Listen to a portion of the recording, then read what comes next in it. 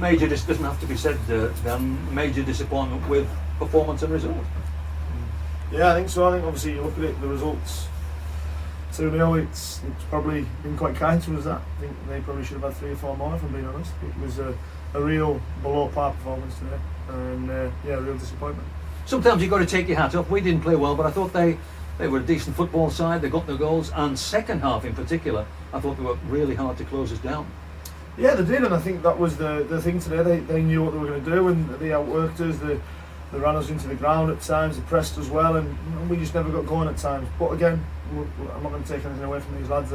They give their all every week, and I'm sure that they'll bounce back next week. This one was that we probably gave the ball away more than we've ever done in any match this season. Yeah, ball retention. I think we were sloppy with the ball, and we didn't look for easy passes at times. We tried to force things, and again, that was a big disappointment. And when you come to places like Ramsbottom, top of the table clash, they're looking for a reaction after a poor result midweek. You can't give teams like this a start the way we did, and again, that was another big disappointment. Is the 2 goals that we've conceded. Probably the second one he's done quite well with it, but it's nothing that you would look at and say they've absolutely had to work the backsides off to get the chances. If there was any consolation with the fact that if Scott Allison had ball had been an inch or 2 the other way, would have been level at that point, and that probably might have made a difference. But I mean, football's about ifs and mights all the time. Yeah, ifs and buts. We weren't good enough today, and that's again not just the players. That's me and the staff as well. We weren't good enough today, and we've come here and we haven't put in a good enough performance with the ball, without the ball, and today they've come away with a defeat. And again, like I say, credit to Ramsbottom, they were the better team today. Yeah, disappointing if you led the season, now you're off the top for the first time. Yeah, it happens, isn't it? It's how we react now. It's part and parcel of football. We're never going to go from day one till the end of the season on top of the league, but it's how we react now.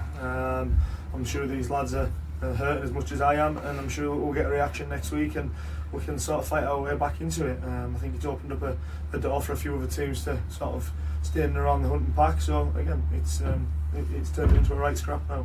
Now you've got a County Cup game on Tuesday against Keswick. Would you be tempted to play a strong side with lads who are involved this afternoon? Yeah, it'll still be a strong squad. Yeah, definitely. I'm not. There'll be a couple of young lads playing, but it'll be mainly the first team squad because I think it's an important cup competition for us to make sure that we're progressing. Yeah, and then another away game next week, Prescott, who we struggled against it before we beat them at home. Yeah, again, but I think obviously we've got Keswick first, and then we're down to Prescott. We need to make sure that we're ready for both games, and again, we never follow up a defeat with another defeat, so we need to make sure that we're ready for the challenge next week. And you're still working on bringing someone else through the door? Yeah, I'm hoping so. I'm hoping there's going to be one more through the door. Unfortunately, Chaz has had to come off today. He's felt his knee, and hopefully that won't be too bad because I think Chaz has sort of been coming back into the frame a bit, but we'll have to revisit that one and see what he's like on Monday. Yeah, he was a substitute, and he got a knock, and you actually finished the game with 10 men.